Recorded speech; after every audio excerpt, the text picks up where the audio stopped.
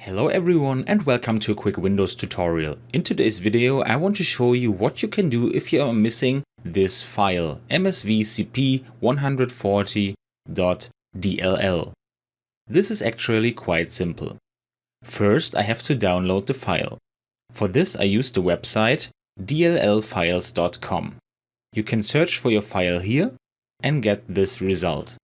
Here I scroll down and look for the newest version.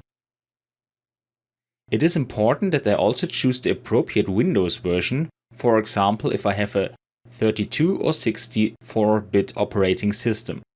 Once I have selected the appropriate one, I click on Download. I move this to the side, open the zip file and drag the DLL file to my desktop.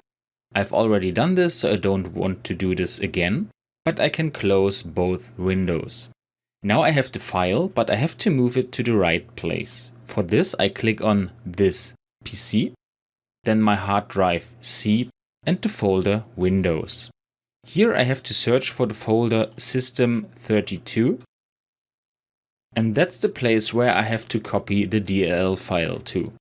Because as you can see, when I search for the MSV file, it's already in here. If you don't have the file, drag it into this place.